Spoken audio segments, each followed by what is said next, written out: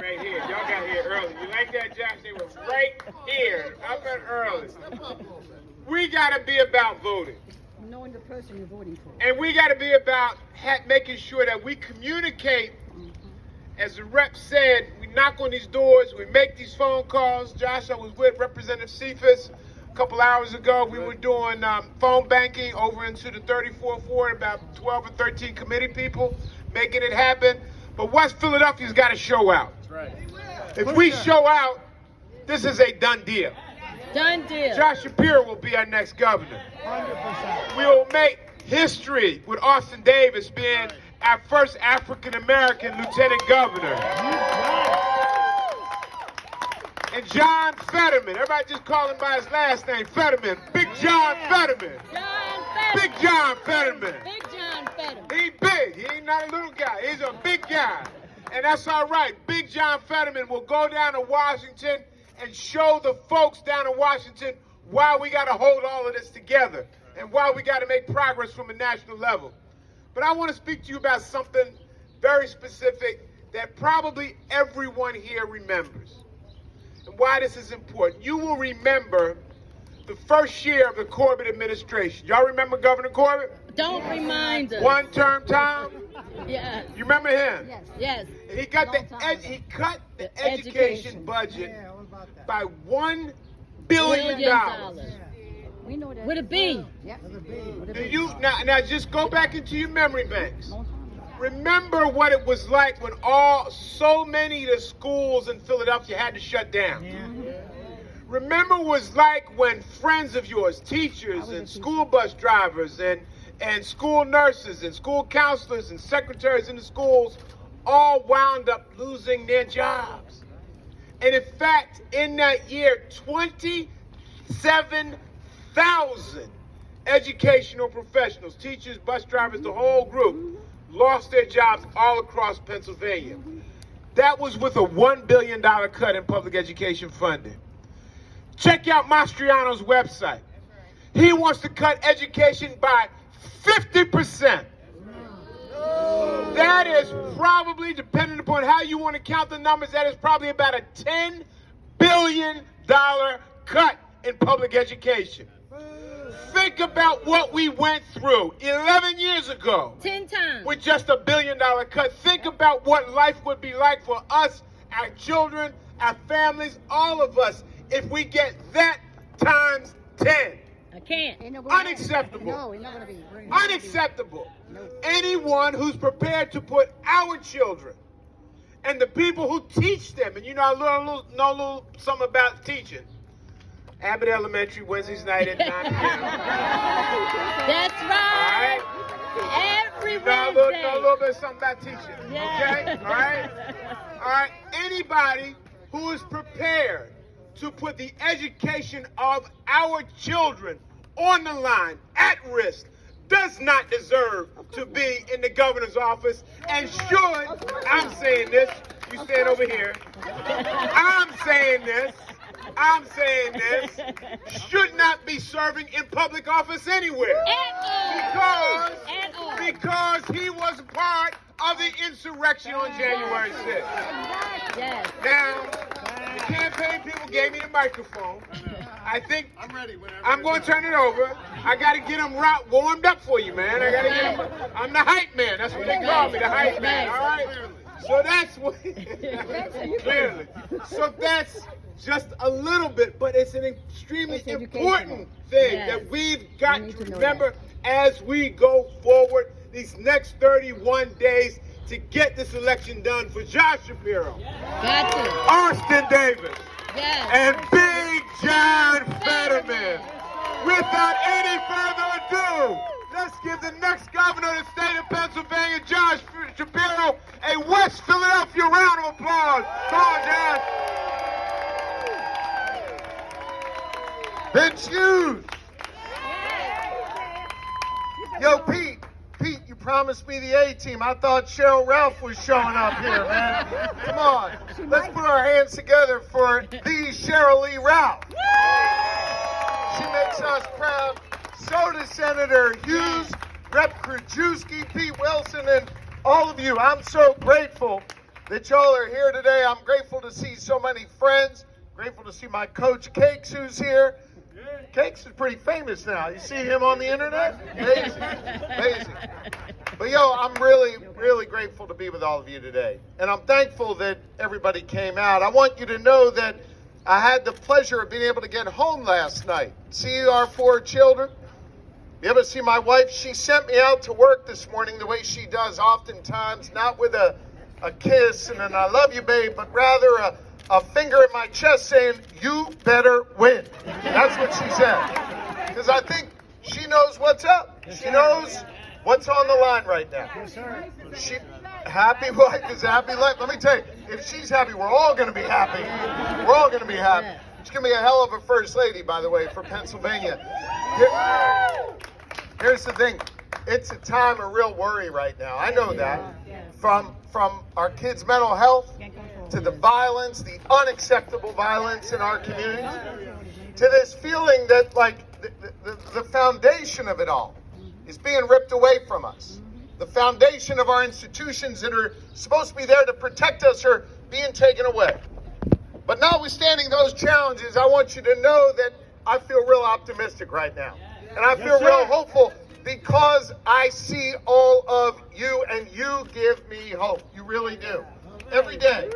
You give me the hope that we can build a coalition that's going to work together to invest in our public schools and give every kid a shot, no matter what zip code they come from. We can build that together. We can make sure our schools are safe and healthy with a mental health counselor. And how about we bring VOTEC back to our classrooms so we give our kids an opportunity to succeed? Not just enough to invest in those schools, we got to make sure when those kids walk to and from school, they got safe streets to walk down. So hear me on this, When I'm governor, we're going to hire more police for our community, but hang on, because people have a right to both be safe and feel safe in our community. So we're going to see police that are from the community, that are properly trained, that work hand in hand with our community groups to keep us safe, and that understand they got to get out of their patrol cars, walk the beat, learn the names of our children, and talk to the people who really run the neighborhoods. You know who that is? The grandmoms on their porches. They run the neighborhoods, and we got to make sure we build safe communities by working together. We need an economy that's going to lift everybody up, Rep. Brown. We got to make sure that we have communities where we make investment again. We got a great state senator who brings back the resources to West Philly, but we need to make sure no community is left behind. That every one of those kids, when we invest in their school, that they see a future in Philadelphia for them. We can do that work together if we believe in one another and we see opportunity. But we got to do it. We got to do it by working together and by having a governor who gives a damn, who's walked these communities, who understands the importance of investment and understands the value of life here. And we got to all stand together and give a damn together. We also need a governor who knows how to take on big fights and get things done. I've taken on those big fights. Just as those student loan companies I took to court and won and returned over $200 million in student debt forgiveness. Or how about those opioid companies? Now listen. I've arrested a whole bunch of drug dealers in these communities that are wreaking havoc in our neighborhoods, but we got to understand, it didn't start on our street corners. Right. It started because of the greed in those pharmaceutical company boardrooms. And I took them to court and won and brought over $1 billion back to these communities for treatment right here in Pennsylvania. Because understand, drug addiction is a disease, not a crime. That's right. And we got to treat it that way. That's right. We got to make sure we invest in making sure people are healthy. I've taken on the big fights. I'm the first AG to file criminal charges against those fracking companies for polluting our communities. And I am ready. I'm ready now to take on the next big fight. Cakes, it happens in 30 days and a wake up. That next big fight is defeating Doug Mastriano in this election.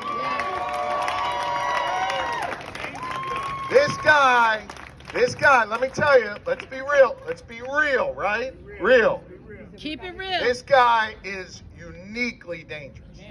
Let me tell you something. He has said his number one priority, it's not fixing our schools, investing in public safety, growing our economy, caring about our kids. No, the number one priority, his words, not mine, of our lifetime, is to ban all abortion in Pennsylvania. Let me tell you something. Let me tell you something. Let me tell you something. Let me tell you something. That's right. You say my body, my choice. I agree with that. He says my body, my choice is, quote, ridiculous nonsense. And let me tell you, this guy's so dangerous and extreme on this. He believes that there should be no exceptions, not in the case of rape or incest, to save the life of the woman. And he wants to go a step further. We learned this, Vince, last week. He says he wants to charge women with murder. Murder who have abortions to save their lives. Let me tell you something. When this legislature puts that bill on the desk of the next governor, he'll sign it into law. I'll veto it and trust the women of Pennsylvania to make decisions over their own bodies. Period. This guy is so dangerous and extreme. I came to West Philly today because I want to look you in the eye and ask you for your vote. You know where he's going for votes? He is the only candidate in the nation who is on a white supremacist website known as Gab, actively recruiting white supremacists to be part of his campaign. Literally paying for them to join his campaign. It shouldn't surprise us, because this is the same guy who, as a grown man just a few years ago, on the grounds of the U.S. Army War College, decided to wear the uniform of the Confederacy. By the way, Cakes, it wasn't some reenactment. He just literally wore it for a picture. Folks, remember, the people who wore the Confederate uniform were going to battle to defend slavery. They were the traitors. They were the ones killing Pennsylvania soldiers who were battling for freedom. This guy keeps telling us who he is. Austin Davis, you know, my running mate. By the way, he's going to be the first black lieutenant governor in the history of Pennsylvania. He's going to make history. Austin's grandmom says, when someone tells you who they are, believe them. Believe them. Right? Now, by the way, don't tell Austin I said this. Maya Angelou said it, right? But it's okay. It's okay. We'll give her credit. It's his grandma, right? But he keeps telling us who he is. By the way, he told us who he was on January 6th. He was there that day. But listen. He wasn't there that day just to hear a speech. He wasn't there that day to protest. You know why he was there? Because listen, when you cast your ballot in Philadelphia in 2020, you cast it here in Philly. It got tabulated by people here in the city of Philadelphia in the Bureau of Elections. Then it got certified at the state. But then, in order for your vote to actually count, it needs to be read across the desk in the U.S. House of Representatives. That's actually how it works. He went there that day to stop your vote from being counted. And he's already telling us what he wants to do next time in the next presidential race. He's told, my wife likes to say, he uses his inside voice outside all the time, right? He told us in 2024, next presidential race, that he wants to use his power as governor to review the voting logs and then decertify certain voting machines across Pennsylvania. Of course. Hey, Vince, I'm not surprised at that. what voting machines do you think he's coming for? All the ones in the 6th Ward. All the ones in the 6th Ward. Oh, yeah. This guy's trying to take away your vote. Yeah. But you know why? You know why he wears the Confederate uniform? You know why he recruits white supremacists? You know why he wants to control women's bodies? You know why he wants to take away your vote next time? Because he doesn't think you count.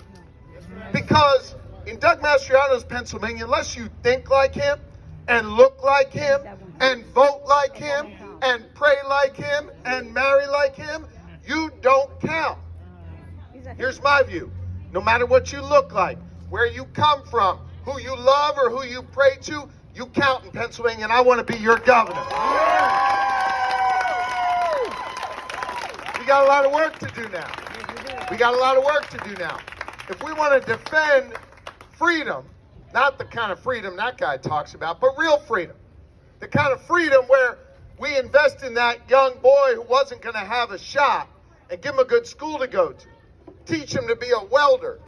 Let them open up a small business here in West Philly and hire a bunch of people. Absolutely. They're going to go out and marry who they love and live in a safe community, a place where they can breathe the air. If we want real freedom like that, then we got to organize and mobilize, the way our ancestors did and their ancestors did. Because, you see, they've been a part of building this democracy that we're leaning on. Something that started 246 years ago right down the road, not far from here. And I'm here today not just to ask you for your vote for Josh Shapiro, Austin Davis, John Fetterman, Vince Hughes, Rick Krajewski, and others. I'm here to ask you to do your part to defend our democracy and our freedom. Use your power. Vote. This is way bigger than me. My name may be on the ballot, but it's your rights and future that's on the line right now.